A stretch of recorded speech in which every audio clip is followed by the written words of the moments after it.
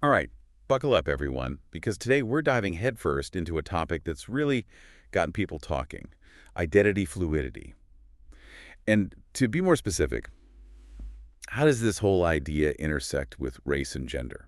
It's funny. We've got this huge stack of research here, academic papers, what people are saying on social media, even some personal stories, and some of it even dips into the future a bit. Yeah, it's a lot, right? Yeah, But isn't that why we do these deep dives? It's fascinating, though, how this topic is making everyone rethink how we define, like, the most basic parts of ourselves. totally. We're going beyond these traditional boxes and labels and grappling with the idea that someone's identity might not fit with how they look or their family history. Exactly. It really gets you thinking. Like, can someone really identify as a different race than the one they were, assigned at birth? That's the million-dollar question, isn't it? And it's the core of this whole transracial debate that's going on. And let me tell you, people have some strong opinions on this. Oh, they do.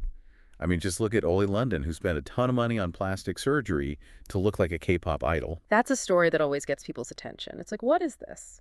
Self-expression, cultural appropriation, or something else altogether? Right. And then there's Rachel Dolezal, who lost her position at the NAACP because it came out that she'd been presenting as black, even though her parents were white. These cases bring up so many questions about self-identification and how society views race. On one side, there's this idea that people should be free to define their own identity.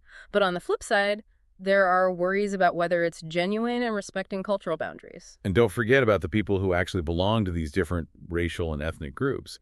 Some folks argue that you can't really get what it means to be a certain race unless you've lived that experience. There are online communities like RCT Safe where people are talking about these very things, their feelings and experiences related to identifying as a different race. Hold on, let's break that down for folks who might not be familiar. RCTA stands for Race Change to Another. So it's about people who feel they belong to a different race than the one they were assigned at birth.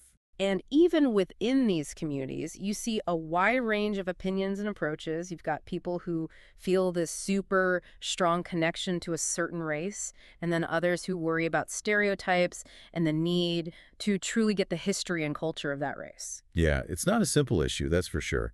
To really understand it, maybe we should look at the history and social context surrounding racial identity, the bigger picture. Absolutely. The idea of changing your racial appearance isn't new. Think about the use of skin lightening products by African Americans way back in the 19th and 20th centuries. It wasn't just about beauty standards, it was about trying to navigate a world where having lighter skin could open up opportunities that darker skin wouldn't. That's a really good point. It shows how deeply race is tied to how society works. And today you see it in things like social media and those modern beauty standards. They're still influencing how people want to look. And sometimes that leads people to blur those racial lines, like Martina Big, that white German model who went through procedures to identify as black. Her story really stirred the pot, especially in the Black community. A lot of people felt like what she did was disrespectful, that she didn't really get what it means to be Black. It's interesting to compare her experience with John Solomon, who did that social experiment where he lived as a black man for a week. He wanted to see how people would treat him differently, and he said something that really stuck with me. White people get this automatic respect, while black people are always having to prove they deserve it. Solomon's experiment shows how much societal perceptions and biases can shape how someone is treated, just based on how others see their race, even if it's temporary. And it makes you think, does it matter if it's temporary or permanent? What makes a racial transformation real? Yeah, his experience really shows just how complicated this issue is. And it makes me wonder, where does science fit into all this? What can it tell us about race and the idea of actually changing it? From a scientific standpoint, more and more people are understanding race as a social idea, not a fixed biological category. The Human Genome Project showed that there's actually more genetic variation within the racial groups than between them. Okay, so if race isn't just about biology, what does that mean for the idea of changing races?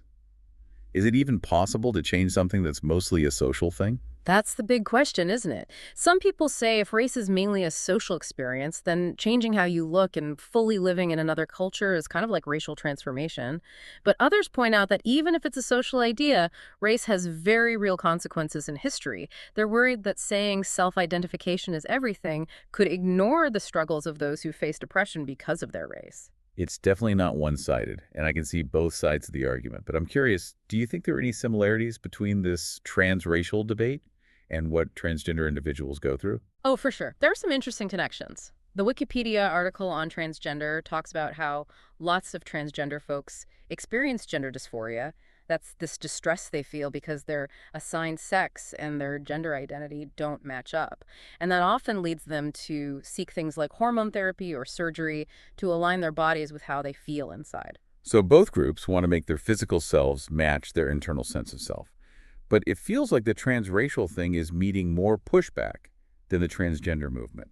Why do you think that is? Well, part of it might be that our understanding of gender identity has come a long way. We're Hmm. better at seeing the difference between biological sex and gender identity now.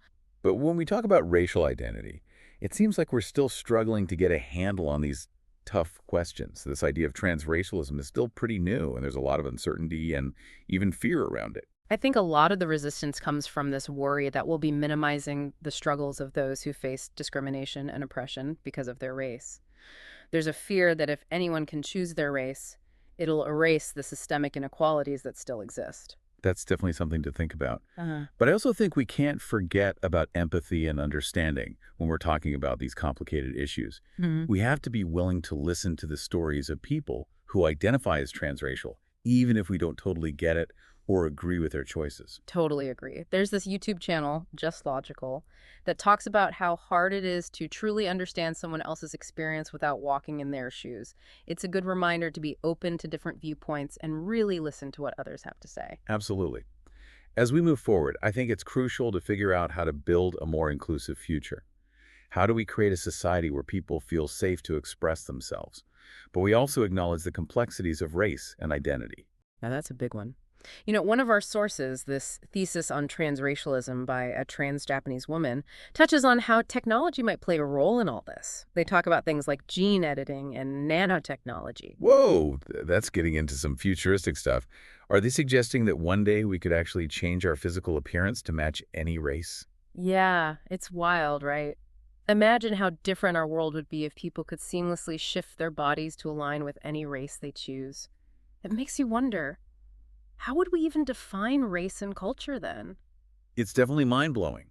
It feels like science fiction, but it might not be that far off. I think we need to start thinking about these things now to be ready for the ethical questions they'll bring up. I'm with you on that. It's like we're on the edge of a whole new era of understanding what identity really means. And, Hmm. as we're looking at all this research, I'm noticing some common threads popping up within the transracial community. Yeah, like what?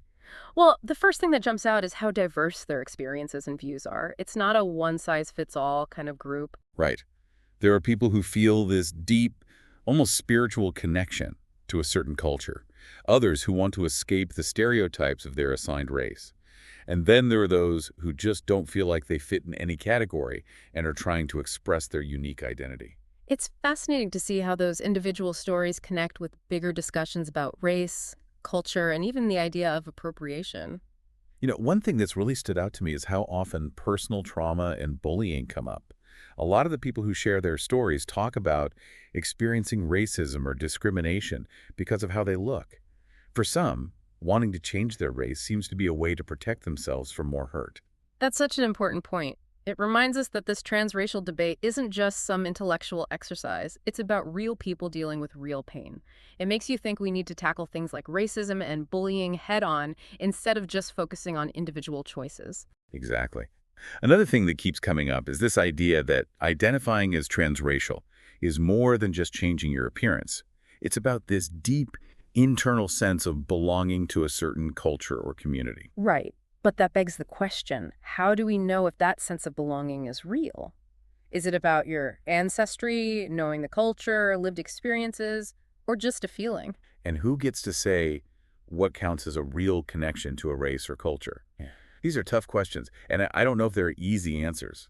But I do think we need to keep asking them and have these conversations with sensitivity and respect. Couldn't agree more. And, as we're digging into this, it's clear that the transracial debate is forcing us to look at some uncomfortable truths about how society constructs and sees race. Totally. We're being challenged to think beyond those old categories and consider that identity can be fluid in all its forms. And as technology keeps advancing, these conversations are only going to get more complicated.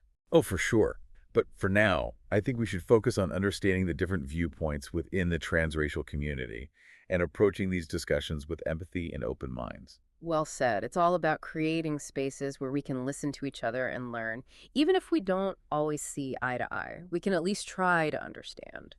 Absolutely. And I think it's clear from this first part of our deep dive that the transracial debate is just one piece of a much larger puzzle about identity, belonging, and the fact that human experience is always changing. It's a puzzle we're all still working on. But by having these conversations with curiosity and compassion, I think we can start to build a world where people feel more included and understood. Beautifully put. And with that, we're going to take a quick break. But don't go anywhere, because when we come back, we'll be exploring some of the ethical questions surrounding transracialism. We'll also be looking at how future technologies could change how we understand race and identity. So stay tuned. And we're back, diving deeper into this whole idea of identity fluidity and the transracial debate. Yeah, we've covered a lot of ground, from those personal stories like Oli London and Rachel Dolezal to how racial transformation has played out historically.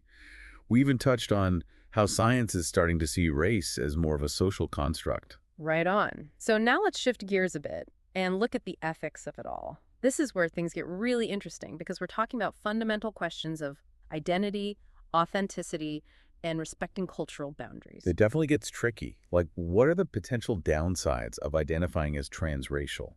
And who gets to decide what makes a racial identity real or genuine? Those are some big questions, and they're at the heart of what critics of the transracial community are bringing up. One of the biggest concerns is cultural appropriation. I hear that term all the time, but honestly, I'm not always sure what it means in this context. Is it just about adopting parts of another culture, or is there something more to it? Yeah, it's a bit of a gray area, and there's no single definition everyone agrees on. But basically, it's about when people from one culture take elements from another culture without really understanding or respecting their original meaning and significance. So in the transracial context, the concern is that people might take on surface-level aspects of a culture, like clothes, hairstyles, or language, without getting the deeper struggles and history that come with being part of that race. Exactly. And for people who have actually lived those experiences, it can feel like their culture is being reduced to stereotypes or a costume that anyone can put on whenever they want. It can feel really disrespectful. I see how that could be a problem. It brings us back to that question of authenticity. Who decides if someone's transracial identification is genuine? Is it about ancestry, knowledge of the culture, lived experiences, or just feeling a connection? It's a hot topic, even within the transracial community. Some say self-identification is the only thing that matters, that people should be able to define their own racial identity, no matter their family history or lived experiences. But I bet others would argue that race is bigger than just a feeling. It's a social and political reality with real-world consequences. Saying you're transracial without acknowledging those consequences might be seen as a bit irresponsible. That's the other side of the coin. Some worry that focusing only on self-identification could downplay the struggles of those who faced real oppression because of their race. It makes you think, right? It's one thing to feel connected to a culture, but it's another to claim membership in a race without actually experiencing the world as a member of that race. It all comes back to empathy and understanding. We need to hear those who are critical of transracialism and try to get where they're coming from.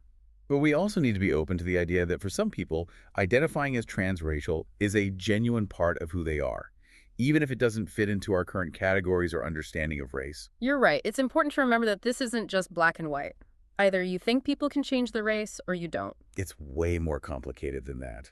Exactly. There's a whole spectrum of experiences and viewpoints within the transracial community. We can't just lump everyone together. I agree. Every person's journey with racial identity is unique and deserves respect and understanding. It seems like the goal of these conversations should be to create more empathy and understanding and have open discussions. Couldn't agree more. And as we talk about the ethics of this, we should also consider how technology might change things in the future. That's a good point. Some of the stuff we've been reading mentions future tech, like gene editing and nanotechnology, and how they could blur the lines of race and identity even more. Imagine a world where people could actually change their bodies to match any race they wanted. What would that do to our understanding of race and ethnicity? Would it lead to more acceptance and fluidity, or would it create new kinds of division? Those are some serious questions. It's like something out of a movie, but it might become reality sooner than we think. Hmm. We need to be talking about these things now to prepare for those ethical challenges. I'm with you there. And while we're on the topic of ethical challenges, one of the most controversial things is using cosmetic procedures to change how you look racially. Yeah, there's a lot of back and forth about whether things like skin lightening or darkening, hair texture changes, and even surgery are okay in the context of transracialism. It's important to make a distinction here. There are medical treatments for people with gender dysphoria, like some transgender individuals, that are driven by a genuine need to alleviate distress. But then there are purely cosmetic procedures that are just about mimicking racial features. I see what you mean. It seems like there's a big difference between getting medical help to align your body with your deeply held gender identity and going through procedures just to fit in with beauty standards or try to pass as a different race. Definitely. And we have to think about the potential health risks too. Many cosmetic treatments have some pretty serious side effects and long-term consequences that people need to be aware of. Absolutely. People need to know all the facts, the good and the bad, before making these decisions. And they should be making these choices freely, not because they feel pressured. Good point. You know, one thing that stood out to me while going through all this material is that we don't even have a clear definition of transracial yet. Yeah, it's a pretty new term, and there's a lot of debate about what it includes. Some people use it for anyone who identifies as a different race than they were assigned at birth, while others use it more specifically for people who've actually changed their appearance to look like a different race. It makes it tough to have a productive conversation about the ethical and social implications of transracialism if we're not all on the same page. It's like we're speaking different languages. Exactly. We need to keep that in mind when we're having these discussions. We should be clear about what we mean when we say transracial and respect the different ways people might define it or experience it. I couldn't have said it better myself. As we go further down this rabbit hole, let's remember that the transracial debate isn't just some theoretical thing. It's about real people trying to figure out complex questions about identity, belonging, and expressing themselves. We need to approach these conversations with compassion, empathy, and a willingness to learn from each other, even when we might not see things the same way. Well said. And it's important to think about the bigger picture, about what identity fluidity means for society as a whole. If we're moving toward a world where people can define their own identities more freely, what does that mean for traditional categories and how we understand race, gender, and other identity markers? That's a huge question. Does it mean we need to rethink our old ways of categorizing people and embrace a more fluid and inclusive view of identity? Maybe. Maybe instead of trying to fit everyone into neat little boxes, we need to accept that human experience is messy and complex. We need to see identity as a spectrum, not an either thing. And that shift in thinking could have a big impact on how we approach things like equality, justice, and representation. If we move away from rigid categories and accept the fluidity of identity, we might be able to create more understanding, acceptance, and celebration of diversity. That's a beautiful thought. A future where people can be who they truly are without fear of judgment or discrimination. A future where we celebrate our differences instead of letting them divide us. A future worth fighting for sure. We might not be there yet, but it feels like this whole transracial debate is pushing us to have these important conversations and imagine new possibilities for how we understand and connect with each other. It definitely is. And as we wrap up this part of the discussion, it seems clear that the transracial debate is going to stay with us for a while. It's messy and complicated, and it's not going away anytime soon. Most likely. But through open and honest conversations, we can at least try to understand each other better.